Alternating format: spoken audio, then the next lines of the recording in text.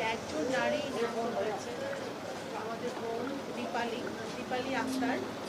ওর বাড়ি ফরিদপুর জেলা, আমার জেলা চরমন্তেশ্বর উপজেলায় ওর বাড়ি। ওর বাবা শেখ মোফাজ্জেল, উনি অসুস্থ, উনি এসছেন, ভাই এসছে, বোন এসছে, এবং ওকাপ নামে একটি এনজিও, ওর এনজিও থেকে আমাদের দুই বোন ওনাদের সাথে এসছে, ওদের নিয়ে এসছেন।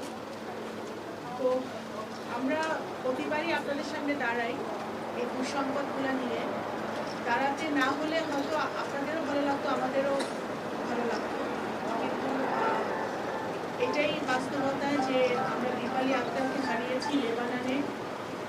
যেই আরো হয়েছে, ঘটনাটা হয়েছে আপনার এপ্রিলের 8 তারিখে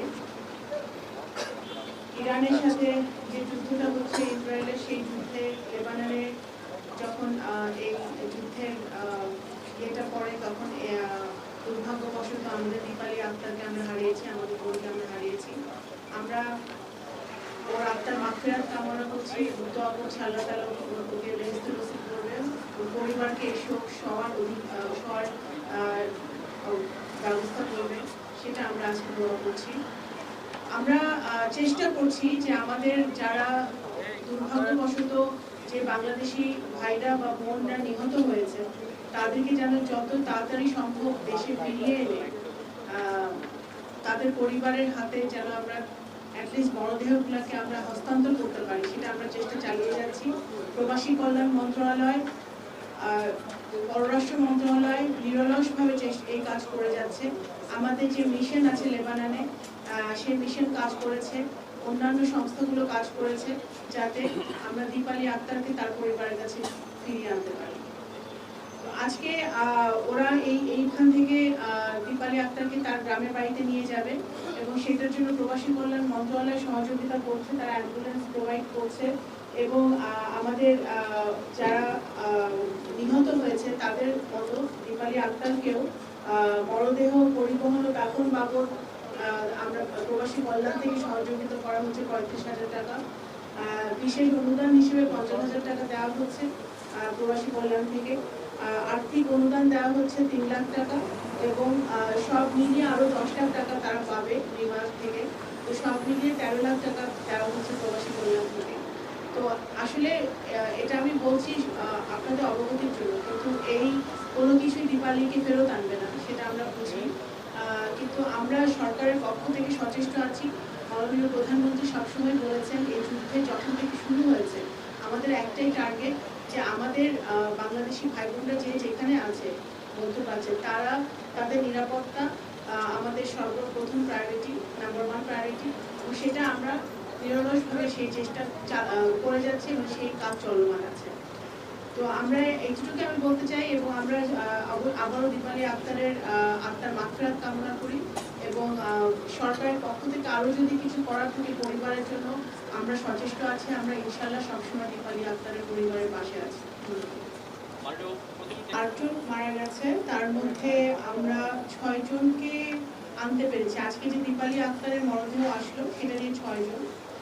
তার মধ্যে সৌদি আরবে একজনকে দাফন করতে হয়েছে, কারণ তাকে আনার মতো অবস্থা ছিল না, তার দেহাবশেষ যা ছিল। এবং ইরাকে একজন নিহত হয়েছে, সেটা এখনো আমাদের ফ্লাইট না থাকার কারণে আমরা আনতে পারছি না। আপনি জিজ্ঞেস করেছেন যে এপ্রিল মাসে নিহত হয়েছে, মে মাসে কেন এত দেরি হলো কেন? এটা যৌক্তিক প্রশ্ন, কারণ প্রথম কথা যুদ্ধ তখনও চলমান ছিল, এবং আমাদের বিভিন্ন দেশের সাথে এটা সংযুক্তির মাধ্যমে, আলোচনার মাধ্যমে দেহাবশেষ বা মরদেহ ফেরত আনতে হবে। প্রথম কথা ফ্লাইট চলতে হবে, এবং আমাদের সৌদি আরবের সাহায্য নিতে হয়। বিভিন্ন দেশের সরকারের সাথে আমাদের যোগাযোগ স্থাপন করে আমাদের মরদেহগুলো ফেরত আনতে হয়। তো যোগাযোগ স্থাপনটা ঠিক হতে কিছু ফর্মালিটিস থাকে, একটা মৃতদেহ ফিরিয়ে আনতে কিছু ফর্মালিটিস থাকে। যেহেতু যুদ্ধ অবস্থা চলছে, বিভিন্ন দেশের সরকারের নিয়ম কানুন মেনেই আমাদের আনতে হচ্ছে, তো সেই জন্যই সময়টা লাগছে। আমরা যে 8 জনের মৃত্যু শনাক্ত করা হয়েছে, এর মধ্যে সবচেয়ে একটা প্রধান কাজ বা প্রায়োরিটি হচ্ছে যে কর্মসংস্থানের ব্যবস্থা করা। এবং বিদেশে আমাদের বিভিন্ন পর্যায়ে skill, semi skill, man power ছেলেমেয়েদেরকে বিদেশে পাঠানো যাতে তারা বিদেশে গিয়ে কর্মসংস্থান করতে পারে। তো সেই ধারাবাহিকতায় যারা ফেরত আসছে চাকরি হারিয়ে তাদেরকে পুনর্বাসন করা বা তাদের আবার চাকরির কোনো কর্মসংস্থানের ব্যবস্থা করা সেটা অবশ্যই আমাদের প্রায়োরিটির মধ্যে আছে। কারণ ওরা তো ওরা তো চাকরি ছেড়ে দিয়ে আসছে। একটা এই রেমিটেন্স যোদ্ধারা যারা আমাদের গর্ব, তাদের পুনর্বাসন করা বা তাদের আবার একটা কর্মসংস্থানের ব্যবস্থা করা সেটা আমাদের একটা প্রায়োরিটি। এবং এটা আমাদের 180 দিনের যে ম্যানিফেস্টো আমাদের ঘোষণা করেছেন মাননীয় প্রধানমন্ত্রী তারেক রহমান, সেই ম্যানিফেস্টোটা আছে এবং সেই প্রক্রিয়া কিন্তু চলমান আছে। সুতরাং আমি মনে করি যে যারা চাকরি হারিয়ে আসছে তাদের পুনর্বাসনও সরকার ইনশাল্লাহ করবে এবং আরো নতুন কর্মসংস্থান আমরা করবো, যেটা অ্যাকচুয়ালি প্রবাসী কল্যাণ মন্ত্রণালয় এইটা নিয়ে কাজ করছে প্রতিদিন, আমরাও পররাষ্ট্র মন্ত্রণালয় কাজ করছি। ধন্যবাদ।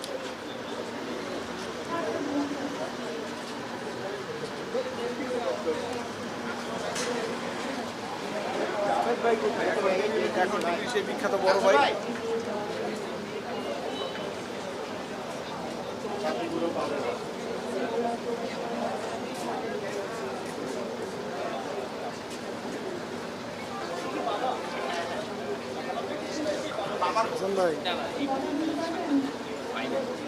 জি ভাই, আরে শেষ হয় না, শুরু হয়েছে। বলতে কি হাঁটছে